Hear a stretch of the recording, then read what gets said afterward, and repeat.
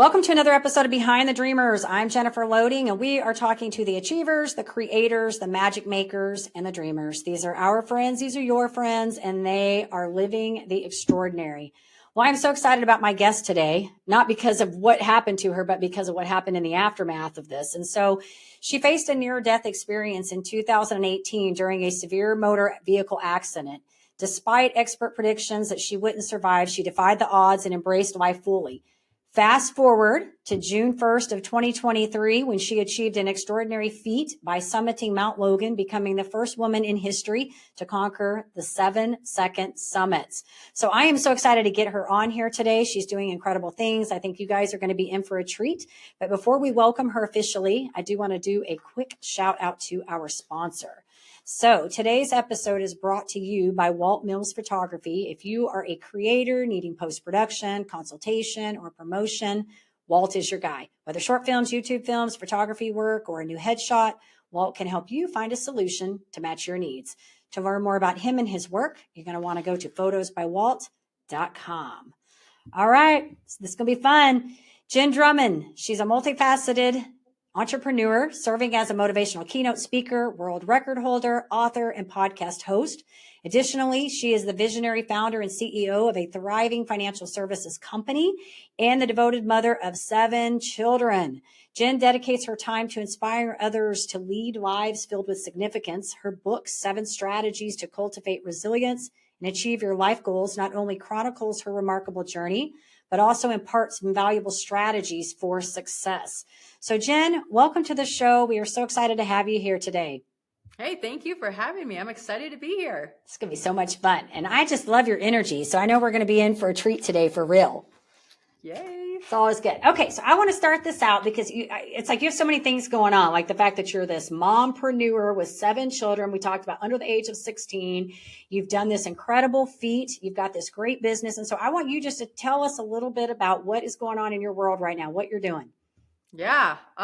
It feels like a lot when you say it all in one sentence. I know. I swear to God, it doesn't feel that much when I'm doing the day to day. So I am a mom of 7. I guess we can start at the beginning, right? I went to college. I took a job in finance. I went and broke out on my own, starting my own firm. Eventually, I hired myself out of a job to become that stay-at-home mom that I thought was going to be the dream position. I don't know if I'm made for it. I love my children, but that stay-at-home mom thing was definitely leaving a lot of me on the table that wasn't getting to be experienced. But I sold myself on the idea that when they got to college, I would get back to me. Like right now, this is just the season I'm in. Lucky for me, I got into a horrific car crash that should have taken my life and didn't. What it did do is it made me realize I don't get to choose when I die, but I do get to choose how I live. And so I was like, I am choosing to live. We are reevaluating this strategy here. I talked to my kids and I said, hey, mom's going to start doing mom things.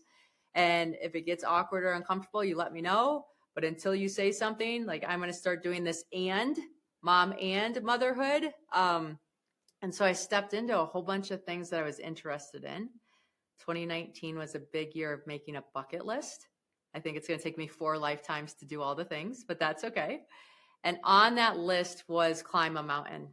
And then 2020, I was turning 40. So I'm like, you know what? I'm going to climb a mountain for my 40th birthday and launch this next decade with this climb. And so I asked some friends that were mountaineers, like, if you could climb one mountain in the whole world, what mountain would it be? And they said, Ama de Blanc. I've never heard of it. They're like, it's in the Himalayas. It means the mother's necklace. It's the Paramount Pictures logo. I'm like, oh, okay, that's a pretty mountain. I'll go climb that mountain. That makes sense. So I was training for Ama de Blanc and COVID happened. So all of a sudden, I'm not going anywhere. And add to that, I'm a homeschool teacher to 7 children because they shut down schools and parents were supposed to pick up the slack. So I'm giving my son the proverbial pep talk, like, we do hard things. You've got this. And he looks at me and he goes, if we do hard things, why are you climbing a mountain called I'm a Dumb Blonde instead of a real mountain like Mount Everest? Ama de Blanc, honey, not I'm a Dumb Blonde. You finish your homework. We'll look at Everest. And so he did and we did. And he went to bed and I was still looking at Everest. And I thought, why not Everest? If it's the biggest, hardest, craziest mountain in the whole world to him, I'm going to climb it and show him that whatever our Everest is, we're capable of doing. So I hired a coach. The coach sent me a book about becoming an uphill athlete. And in the front of it, there was this foreword about a lady who received a Guinness World Record for doing something in the Alps. And I just remember calling him saying, like, I could have done that. Like, I can suffer. And my kids learned how to read on Guinness World Record books. I would be a cool mom. Right now, homeschooling, not a cool mom. Like, this is not working out for us. And my coach kind of joked. He's like, we'll think of something. And then he called back and he's like, hey, Jen, I think you should become the first female to climb the 7-second summits. I'm like, I don't even know what that is. What are you talking about? He's like, well, let me tell you. He goes, the 7-second summits are the second highest point on each of the 7 continents.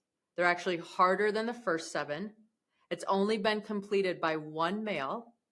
And he goes, let's think about it. 7 continents, 7 mountains, 7 children. It sounds like a jackpot. And I'm like, it kind of does. And so I looked at it. The kids and I found where all the mountains were. I said, let's try it. It's never been done before. So whatever happens, happens. And that's how the pursuit started. Wow. I'm listening to this. I'm like, I don't know. You're a podcast host as well. So you probably get like this sometimes when somebody's telling you a story and you have those moments where you get kind of the chills thinking about it, you know? So I'm listening to you talk and like the whole time I'm like, oh, I'm getting the chills. And then I stop and then I'm getting the chills again, listening to you. Have you always been kind of that? I mean, I feel like you have to be competitive. Have you always been that competitive person that felt like somebody gives me a challenge, like I'm on it? Yeah, I mean, I definitely love challenges. That's where I thrive. In fact, I build challenges for myself so that I can thrive. But there's a difference before the accident and after the accident and how I approached challenges. So I would say before the accident, I was successful because I was so afraid of not being. I was trying to out hustle and outrun and outdo fear. It's good. And then once I had the accident, I'm like, what am I afraid of? Like, the only thing I need to be afraid of is not being able to get all the things in during this lifetime that I want to do. Yeah. And so then all of a sudden, everything that I was like challenged about or looking at was more of, I want to have that experience. I don't even care if I win. I just want to know what it feels like or what it looks like or how it like smells or how it tastes. I remember getting a phone call a few weeks after the accident from the principal's office. And the principal called me and he said my son was, not behaving in school. And he went to hang up and he's like, before I hang up, he goes, I just want to let you know, like, are you okay? Because you don't sound disappointed. You actually sound kind of excited that I called. And I'm just like a little confused. And I said, you want to know what? I am so excited you called. Not for the reason that you called, right? Like, I'm sorry my son was being a turd in the classroom. Like, I'll talk to him about it. But I almost wasn't here to have this experience. Like, I almost never was here to have this call. And so all of a sudden, like, right and wrong really became obsolete. And it was just more like, what do we get to experience? What do we get to have? What are these relationships we build? What are these places we go see? What are the communities and how do they it flipped everything. Yeah. Yeah. Well, in listening to you talk about this, like, I don't even want to get into my story, but there's parts of that. I can hear that. Like, I can feel that because I was in a pretty bad car accident, nothing like what yours had. But at the time that this had happened, I had gotten right before this, or around, actually not before, because the car accident happened before this. But during this time, I was going through a medical thing that sort of like I went into the dentist one day. I come out 5 months later. I'm diagnosed with a rare nerve condition in my face.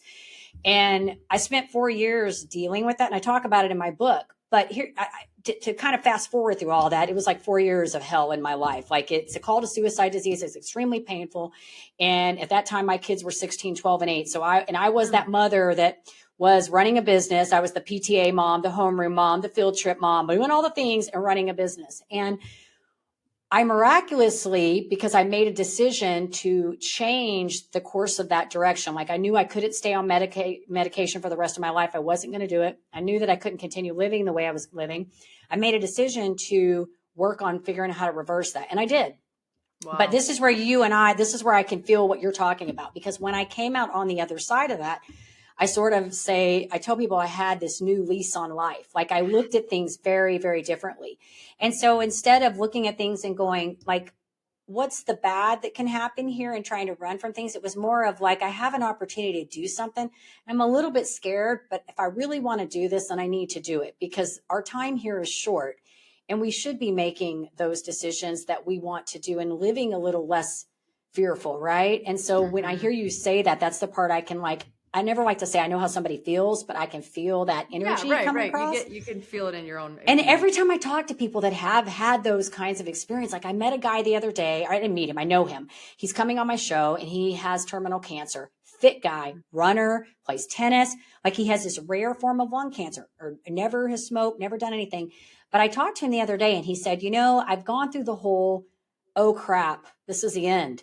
And he's like, I'm living my life now and I'm having the happiest year of my life because I'm doing things that I want to do and I'm not saying no to things. I'm just living. And I'm like listening to this and I'm like, wow, like I can get what he's saying because when you come on that other side, it's like you've got something different.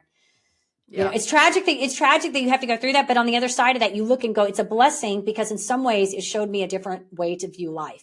Oh, 1,000%. It was the line in the sand. And I can joke about mine because of how it ended up, but I got a new lease on life. I got a new car. And the only damage I had was from the seatbelt. It ruptured my breast implants. So I got new boobs. I'm like, what more does a girl my age desire? I mean, life is good. That's so great. That's so great. Well, I am totally impressed. And what I really would love to know from you is like, because I think this is a good thing because I've talked to a lot of athletes and I always love talking to athletes because I think there's so many parallels in how we view athleticism and the things that we do and how we transfer that over into our businesses as entrepreneurs, right? There's so much to that. So I would really love to know from your perspective, like how you tackle these challenges, like how you go into this mindset, what that looks like for you. Yeah, it's fascinating when you take on these big quests because I would say most of the people that don't summit, it's mindset, not athleticism. They get tripped up in their head. And so everybody always asks, like, what'd you do to do your mindset? Like, I have 7 children. Are you kidding me? My mindset is ironclad at this point. I couldn't have had better training than the humans that I brought into this world. So we're pretty good there.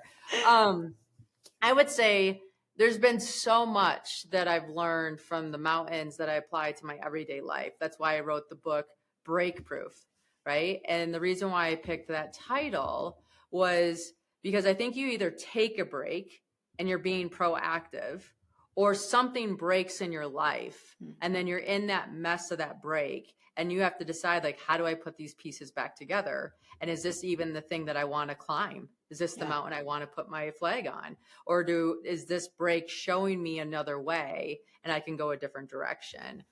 So I take people on the expeditions and let them kind of feel the experience that I had. And then I hone in on the different lessons and then hope they can figure out how to apply them to their own lives. But one of the examples that sticks out to me is when I went to go climb Everest, which isn't even one of the 7-second summits. I climbed Everest because of the bet from my son, and I used it as training ground for K2. Well, my story was, I can't go climb Everest. I have 7 kids at home. I've never been away from home for more than 6 days. I'm going to be gone for 3 weeks. Like, this is going to be a nightmare. Like, I need to wait and da-da-da-da-da.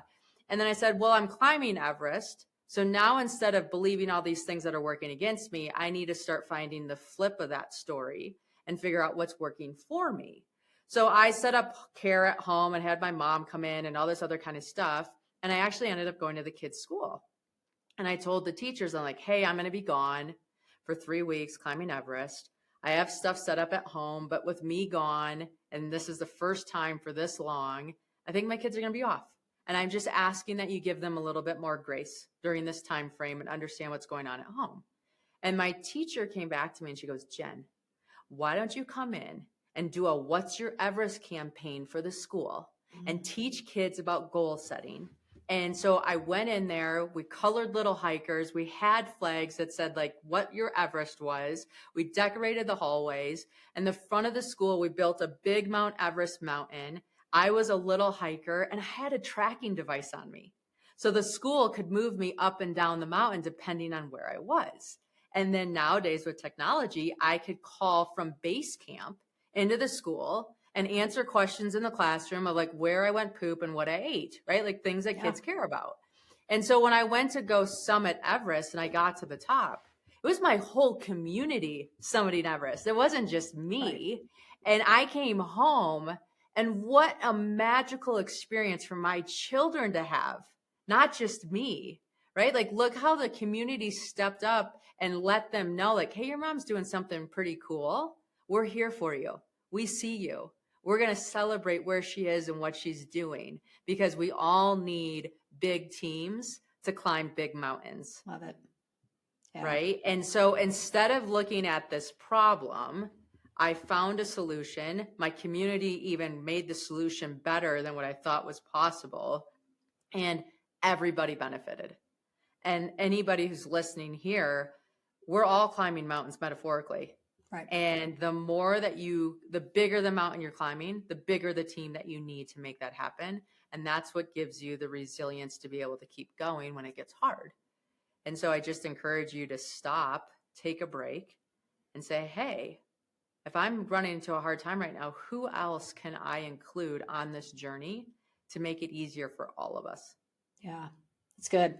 And I'm listening to this and I'm thinking, like just having that, it's almost like having that accountability partner, right? You bring people in. So now you don't want to let people down, right? Like you don't want to let the kids down. You don't want to let the community down. They're looking at you to do this. Wow. I mean, to me, this is so incredible. I mean, how fun it would be even for these kids to see this going on in their school and hey, we're tracking your mom and talking about this. And so, and these are not like, when you think about this kind of stuff that you're doing, this is not just like, hey, I got this business challenge I'm doing. And these are big things to them, and so it's such a great story. So now you're doing speaking, you go around and do some speaking and tell us a little bit about that. Is it to like business leaders or is it all kinds of? It's like everybody, right? Like I thought there'd be a genre that unfolded, but it's really been just everything.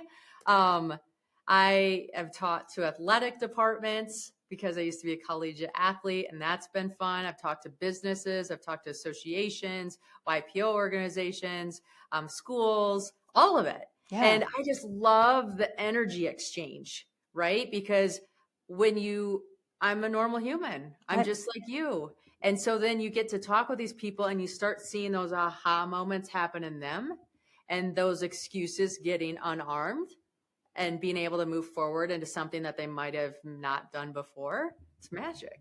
Yeah.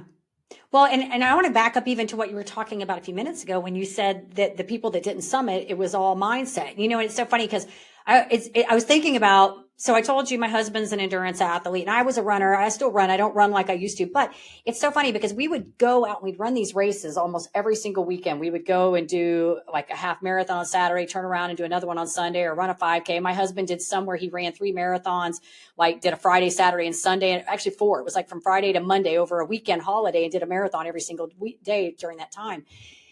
But the funny thing is we would go out there and on a day we had to do like this crazy trail run or something. And we would be like, okay, we got this. And then we get up the next day to go run the 5K and your mind would be like, I can't do the 5K today, And so, your body is perfectly trained to do it. It's the same thing in business. You'll have the skills to do something, but you start doubting your ability to do it. Right. And I think that's where, like you're saying, it comes in having that team support or having those people, somebody that you can, whether it's 1 or 2 or a big thing like, big team like you had, where you can come back and have some accountability to help you go and continue to climb those mountains or whatever those challenges are that you're trying to overcome. Oh, definitely. And I think it's also understanding yourself at the big picture level. Yeah. So I didn't summit all the mountains the first time I tried. Sure. Right. 2 of them I failed the first time and had to go back the second time. And I remember, and I talk about this a little bit in the book about waving your flag. It's really easy to wave our flag at the top of a mountain. We overcame, here we are, we're at the top, celebrate, rah, rah, rah. But the key is to learn how to wave our flag on our entire journey.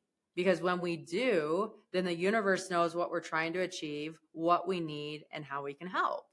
And so I went to climb K2 in 2021. K2 is a monster mountain. Like National Geographic calls it a mountain that tries to kill you. I agree. Feels like I'm playing Frogger going up that thing. But when I was on it in 2021, a teammate below me on the mountain got caught in an avalanche. One got hurt and one passed away. And so we got the radio call and we had a choice. Do we want to continue going up the mountain? Do I want to join another team? Do I want to come back down? And I remember being presented the options. I'm like, how are some of these things even options? I'm going back down to take care of my team. Like, that's what I'm here for. So I flew back to the United States and my kids came home from camp a couple days later. And of course they're like, Mom, did you summit? I said, no, I didn't, but I had success. And they looked at me confused. They're like, what do you mean? Okay, hey, when you do life, you're going to have opportunities to summit the mountain all the time. But I'm telling you, who you show up as a person is going to be way more important than anything that you achieve. And you need to make sure that you're always putting people over peaks. And I had this example happen so that I had this teaching moment to share with you. And they're like, oh, okay. Sounds good. Well, the crazy thing is that I'm training to go back to K2. And of course I'm devastated on a handful of levels. And now I know I'm going to be getting into and all the money and all the time and all the things. But so I go back, it's about 3 weeks before it's time to leave for K2 in 2022. And I get a phone call. And the phone call is, hey, Jen, there's a Pakistani that's trying to climb their country's prized peak. And they don't have the resources to make it happen. And it would be life-changing. Do you think you can help? Like 100% I can help. So I flew back. I summited K2 in 2022. And 30 minutes later, the person that I sponsored got to the top of their country's prize peak. And I came home and I told my kids, I go, sometimes we have obstacles and setbacks that make us want to quit.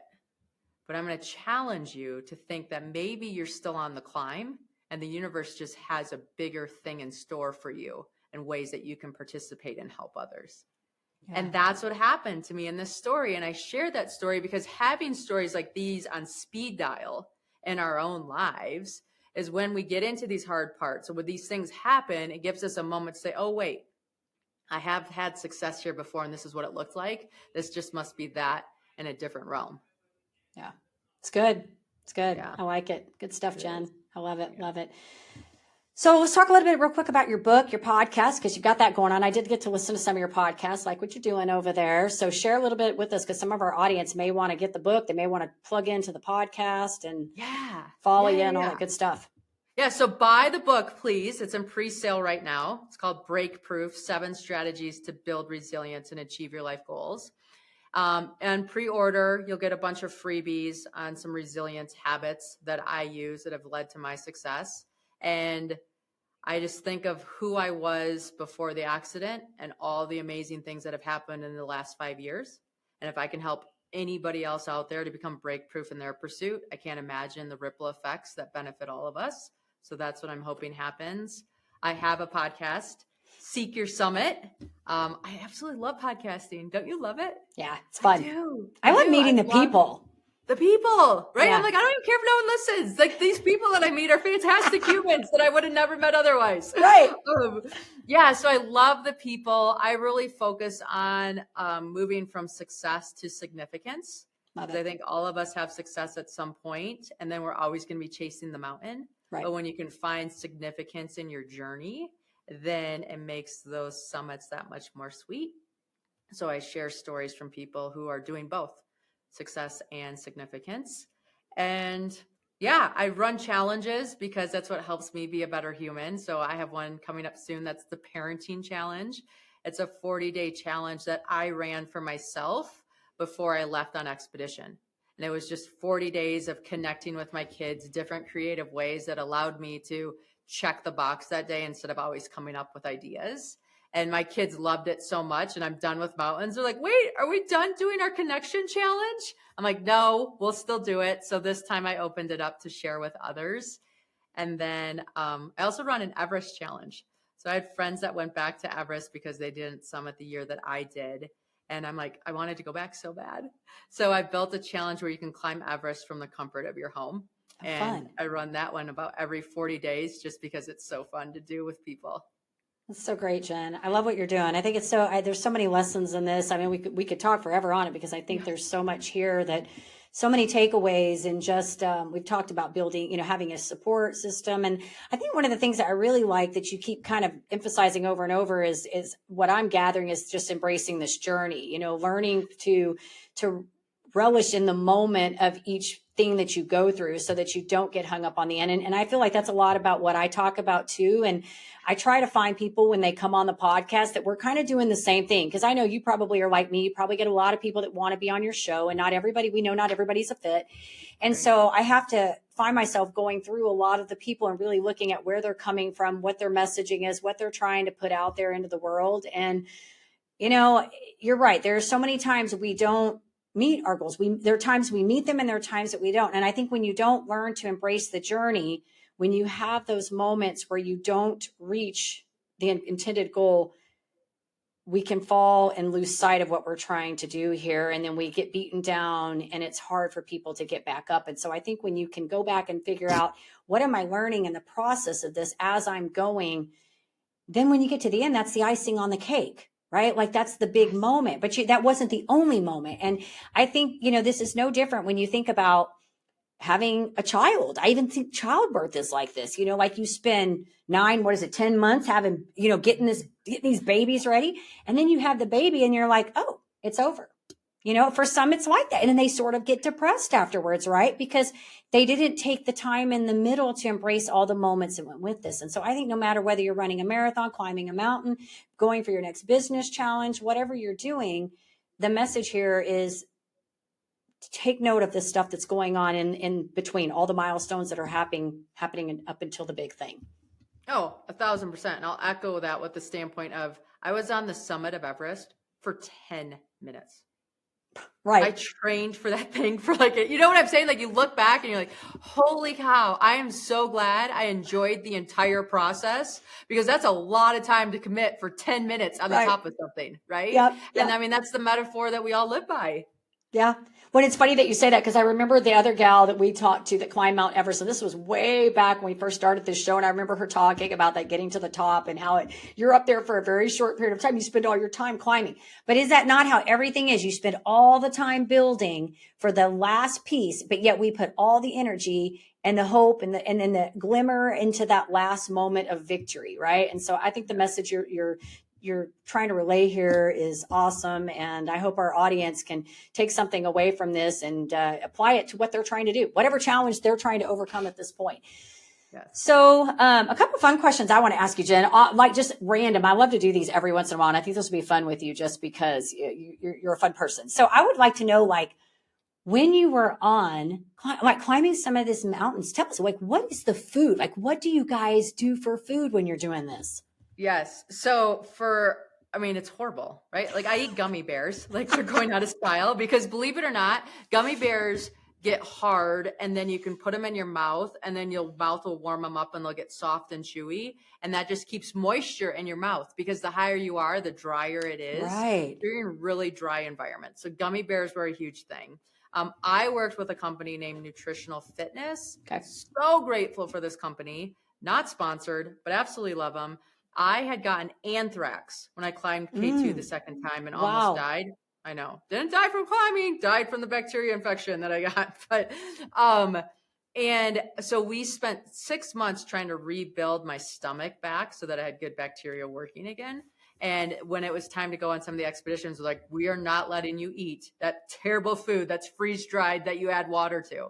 So they made me a whole bunch of meals that we rehydrated with water, but they had greens in them. So super grateful for that experience. But most of the time it's ramen noodles and pretzels and M&Ms and gummy bears. You're eating like a college kid. Yeah, totally, 1,000%. And the problem is your body gets used to it and you come back, you're like, wait, why can't I eat 1,000 M&Ms anymore? Yeah. Wow. That's a fun question. So is there any particular, maybe either a book or a mentor that you feel like has been a major influence on either your career or just your whole journey as a whole? Yeah. I think all of us have so many mentors along the way. I have Alan Arnett, who is my coach and helped me go from Ama de Blanc to Everest to the 7-second summits and everything else. It's fun because he had been on all the mountains. And so when you meet somebody that's been somewhere that you're going, the amount of confidence that you can borrow from that person just is, it's unfathomable. So anybody that's building anything significant, find somebody that's ahead of you on the journey and latch on, because there's so much value to be gained. Yeah, I get it. Is there any big challenge or anything coming up that you're working on aside from doing your Mount Everest climb challenge that you're doing with your people? Anything that you're like, got your eye on? Yeah, I gave myself a year before I committed to another goal. I think we get so focused on the next that I really wanted to step back and just enjoy what is. So I'm making myself do that, which is hard for me because my natural tendency is next. But I'm actually enjoying it, right? I'm kind of glad that I haven't. I've had a few opportunities show up. Some of them sound pretty exciting. I am going to take 3 of my boys climbing in Africa over February break. So we're going to volunteer over there and do a climb, and I'm excited about that. Oh, that sounds amazing. So fun. Okay. One last fun question I want to ask you. Okay. This is just a random, I want to know, like, aside from the gummy bears or whatever you had when you were in the climbing the mountain, because now you're back, what is your like one guilty pleasure food that you absolutely love? Oh, we have this family birthday cake. So it's a family recipe. Every birthday, it's the same cake, and we get cake for breakfast. And I have 7 kids, so we have like a birthday every month, right? But you're just like, okay, whose birthday's next? I'm hungry for this cake, and I don't want to just bake it for the sake of baking it. We need a birthday. So I'm excited about the birthday cake. Awesome, Jen. Well, this has been amazing. I'm excited about what you're doing. I want to tell you thank you so much for sharing on here. And I hope that you continue to do whatever you feel like you need to do, because you're an inspiration. And I think that it's cool when we can see people like you that are doing amazing things and be an example for others out there. So if our audience wants to catch up with you, maybe they want to get the book, they want to follow you, they want to check out the podcast, where do we want to send them? Yes. So go to jenndrummond.com. That's 2 N's in Jen. They'll have links to the book. It'll have all the challenges. It has all my social media handles. So whatever is your favorite platform, reach me there, say hello, let's connect. And thanks for sharing my time today. Absolutely. We'll make sure too, Jen, when this goes out, I'll make sure you get tagged and all the good stuff and they know where to go to find you. You're not hard. I mean, we can look you up pretty easily. It's amazing. We just have to go Jenn Drummond. There she is. She'll come right up. So this has been great. I want to tell you, thank you so much for your time. I know you're a busy mom and you got all these things going on, but thank you for your time and sharing with our audience. We totally appreciate you. Yeah, thank you. Take care. Absolutely. And to our audience, of course, we do want to say, if you enjoy the show, please be sure you go check us out on Apple, give us a review over there, hit that subscribe button on YouTube so we can keep sharing all these amazing stories. And with that, I do want to say, in order to live the extraordinary, you must start, and every start begins with a decision. You guys take care, be safe, be kind to one another, and we will see you next time.